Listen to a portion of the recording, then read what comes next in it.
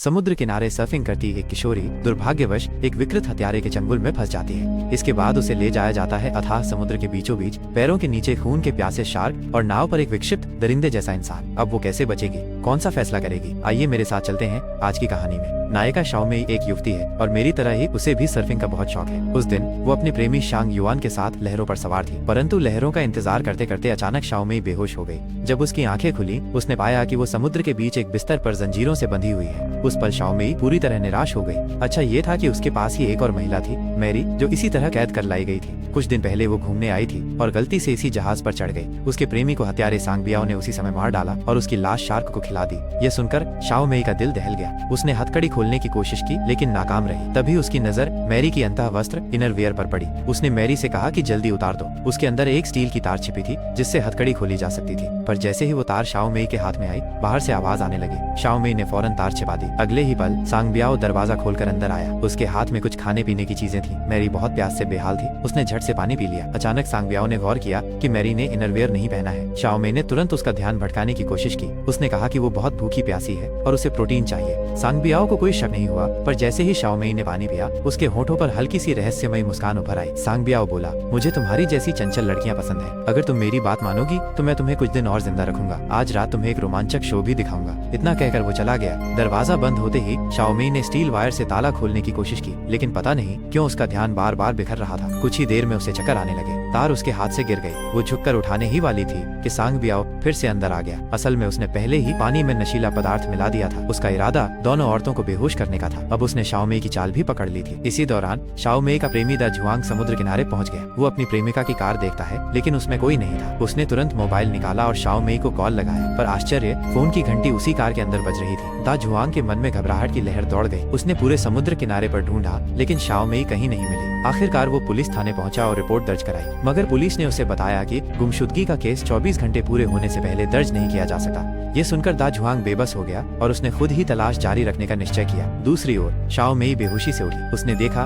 कि मैरी पीछे कोने में सिकुड़ी हुई है। अचानक तेज रोशनी जली और सांगबियाओ वहां आ पहुंचा। उसने पास में एक कैमरा लगाया। शाओमेई समझ नहीं पाई कि वो किस लिए है, पर उसकी आंखों में जो पागलपन था उसे देखकर शाओमेई को बुरा एहसास हुआ। सांगबियाओ बोला, अब तुम जिंदगी का सबसे रोमांचक दृश्य देखने वाली हो। फिर वो मैरी के पास गया, उसके बालों का एक गुच्छा काटा और शाओमेई की आंखों के सामने ही मैरी को रस्सी से बांधकर ऊपर लटका दिया। धीरे धीरे रस्सी खींचने लगी और मैरी समुद्र की सतह के ऊपर पहुंच गई। नीचे समुद्र में पहले ही खून डाला गया था, जिसकी गंध सूंघकर कई शार्क आ चुकी थी। शाओमेई डर से कांपते हुए प्रार्थना करती रही, उसे मत मारो प्लीज। मगर सांगबियाओ कैमरे में रिकॉर्डिंग में डूबा हुआ था। उसे किसी की परवाह नहीं थी। कुछ ही देर में मैरी का संघर्ष खत्म हो गया। उसकी जान शार्क ने ले ली। ये सब अपनी आंखों से देखकर शाओमेई पूरी तरह टूट गई। उसने कभी सोचा भी नहीं था कि सांगबियाओ इतना भयानक और विक्षिप्त हो सकता है। मैरी को मारने के बाद सांगबियाओ ने शाओमेई को फिर से बंद कर दिया। फिर वो मस्ती में झूमते हुए डांस करने लगा। नाचते नाचते उसने मैरी के बाल एक वीडियो टेप के पैकेट में रख दिए। उसने एक अलमारी खोली, उसमें पहले से दर्जनों वीडियो टेप भरे थे। हर टेप किसी इंसान की मौत का प्रतीक था। ये देखकर शाओमेई को लगा कि ये दरिंदा पहले भी न जाने कितने लोगों को मार चुका है। अब शाओमेई के मन में गहरी दहशत बैठ गई। उसे समझ आ गया कि अगर वो यहाँ रही तो एक दिन वो भी मैरी की तरह मर जाएगी। उसने हथकड़ी तोड़ने की कोशिश की,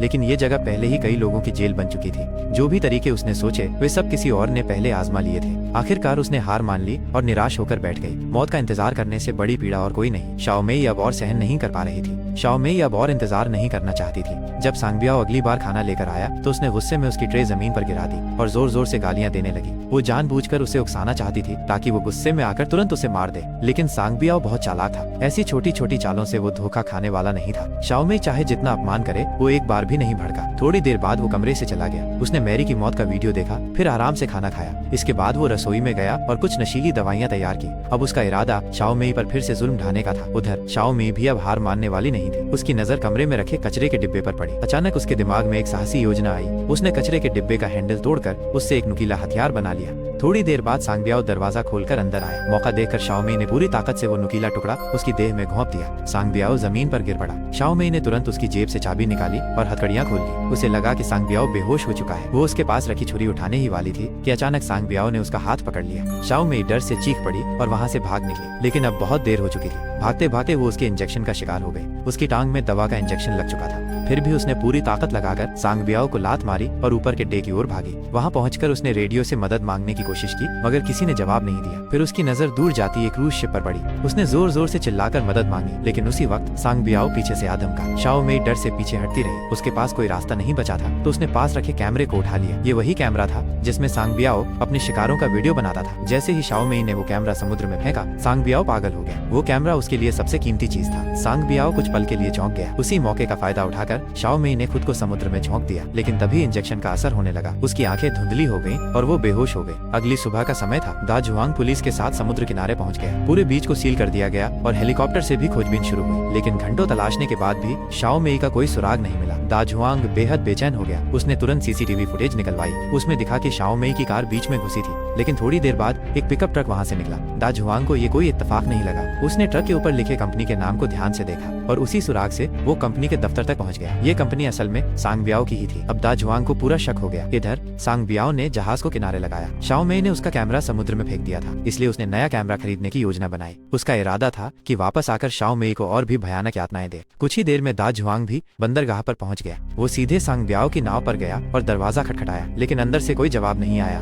वो जाने ही वाला था कि अचानक जहाज के अंदर से ठक ठक की आवाज आई। दा जुआंग ने तुरंत शीशा तोड़ा और नीचे के केबिन में घुस गया। वहाँ उसने देखा शाओ मेई पूरी तरह हथकड़ी और बेड़ियों में जकड़ी हुई थी। शाओ मेई की आंखों में उम्मीद की किरण जागी। उसने तुरंत दा जुआंग से कहा, जल्दी पुलिस को बुलाओ। दा जुआंग ने बिना देर किए मोबाइल निकाला और ऊपर की ओर दौड़ा ताकि कॉल कर सके, लेकिन तभी सांग बियाओ अचानक प्रकट हो गया। उसने दा जुआंग पर हमला किया और फोन छीन लिया। दा जुआंग ने हार नहीं मानी। उसने पलटकर पूरी ताकत से सांग बियाओ को दबोच लिया। दोनों के बीच भीषण संघर्ष हुआ। दा जुआंग लगभग उसे मार ही डालने वाला था कि उसी समय एक पड़ोसी नाव का मालिक अंदर आ गया। उसने ये दृश्य देखा और दा जुआंग को ही चोर हमलावर समझ बैठा। अंदर से शाओ मेई की चीखें आ रही थी, जिससे पड़ोसी को शक हुआ, लेकिन वो कुछ समझ पाता। तभी सांग बियाओ ने अचानक पलटवार किया और पड़ोसी को बुरी तरह घायल कर दिया। उसका कुत्ता लगातार भौंकता रहा, लेकिन सांग बियाओ ने उसे भी धमका दिया। अब जहाज का ईंधन लगभग खत्म होने वाला था, इसलिए इस बार सांग बियाओ बहुत दूर नहीं गया। उसने एक सुनसान जगह चुनी और नाव को रोक दिया। अब शिकार केवल शाओ मेई नहीं थी, बल्कि दा जुआंग भी उसके खेल का हिस्सा बन चुका था। अब नाव पर हालात और खतरनाक हो गए। सांग बियाओ ने दोनों को डेक पर घसीट कर ला खड़ा किया। इस बार उसकी नजरें दा जुआंग पर थी। अब वही उसका शो बनने वाला था। उसने मशीन चलाई और नीचे समुद्र में कई शार्क आ जुटे। शाओ मेई रोते चिल्लाते हुए बोली, उसे छोड़ दो, अगर जरूरत हो तो मुझे ले जाओ। लेकिन सांग बियाओ ने उसकी एक न सुनी। कुछ ही देर में दा जुआंग को पानी में गिरा दिया गया। नीचे शार्क उसके चारों ओर चक्कर लगाने लगी। शाओ मेई ने चिल्लाकर कहा, हिलना मत, बिल्कुल शांत रहो। अचरज की बात, जैसे ही दा जुआंग ने हरकत बंद की, शार्क सचमुच पीछे हट गए। ये देखकर सांग बियाओ का गुस्सा फट पड़ा,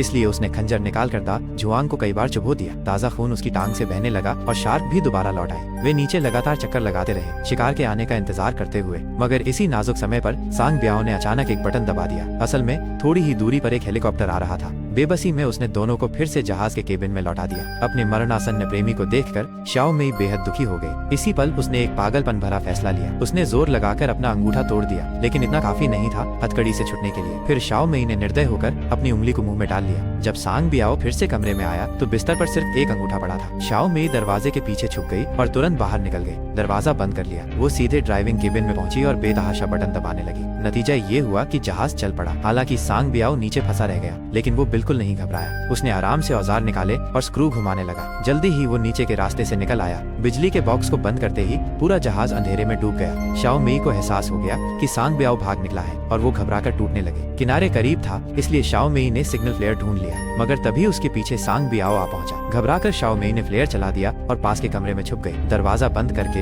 उसने खिड़की तोड़ी और बाहर चढ़ने लगी, मगर तभी उसके कपड़े अटक गए और सांग बियाओ ने दरवाजा तोड़कर उसे पकड़ लिया। शाओ मेई ने हथियार ढूंढकर उससे लड़ने की मुद्रा बना ली। फिर वो भाग निकली। सांग बियाओ ने सर्च लाइट जलाकर देखा कि वो समुद्र में कूद चुकी है और किनारे की ओर तैर रही है। वो तुरंत स्पीड बोट लेकर उसके पीछे भागा। आखिरकार शाओ मेई फिर से उसके चंगुल में फंस गई। इस बार सांग बियाओ बेहद गुस्से में था। अब बारी थी शाओ मेई के प्रदर्शन की, लेकिन शायद किस्मत खराब थी। वहाँ एक विशाल टाइगर शार्क आ पहुंची। सांग बियाओ बेहद उत्साहित हो गया। उसकी नजर में ये सबसे शानदार दृश्य था। उसने कैमरा निकालकर हर पल को कैद करना शुरू किया, मगर तभी दूसरी शार्क भी पास आ गई। सांग बियाओ नहीं चाहता था कि उसका शो खराब हो। उसने दूसरी शार्क को भगा देने के लिए मछली का चारा डाला, मगर गलती से वो पानी में गिर गई। शाओ मेई ने तुरंत उसे उठा लिया और रक्षात्मक मुद्रा में आ गई। लेकिन अजीब ये हुआ कि टाइगर शार्क ने दूसरी शार्क को भगा दिया। शाओ मेई ने जल्दी से हुक पकड़ा और पूरी ताकत से ऊपर चढ़ने लगी। सांग बियाओ ने उसे नहीं रोका क्योंकि उसकी नजर में शाओ मेई बस एक मस्खरे की तरह तड़प रही थी। शाओ मेई डर से वहीं ठिठक गई, मगर वो ज्यादा दूर नहीं जा सकी और टाइगर शार्क ने उसका रास्ता रोक लिया। जैसे जैसे शार्क पास आती गई, शाओ मेई डर से लगभग रोने लगी। उस पल ऐसा लगा जैसे समय थम गया हो, इंसान और शार्क आमने सामने। शाओ मेई मौत के लिए तैयार हो गई,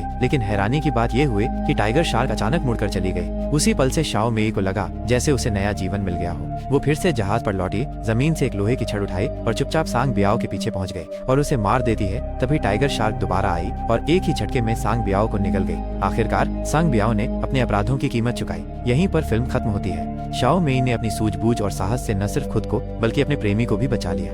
नई रिलीज हुई इस हॉरर फिल्म ने हमें काफी बड़ा रोमांच और आश्चर्य दिया। शाओ मेई का हर पल तनाव और डर से भरा था। वो भागना चाहती थी मगर निकल नहीं पाती थी। दर्शकों को गहरी निराशा और घुटन का एहसास होता है। सबसे रोमांचक दृश्य तब था जब उसने अपनी उंगली काट दी। इस भयावह परिस्थिति में उसका साहस और निर्णायक रवैया ही उसकी जान बचाने की कुंजी बना। अब बात करें सांग बियाओ की, वह इतना विकृत क्यों था? क्योंकि बचपन में ही उसे समुद्र में शार्क ने हमला किया था। तभी से उसका दिमाग बिगड़ गया। कई सालों में उसने अनगिनत लोगों की हत्या की, मगर जैसा बोओगे वैसा पाओगे। आखिरकार उसने अपनी करनी का फल भुगता। ठीक है दोस्तों, फिर से अलविदा कहने का वक्त आ गया है। मैं हूँ डीके। प्यारे साथियों, अगली बार आप क्या देखना चाहते हैं कमेंट में जरूर बताइएगा।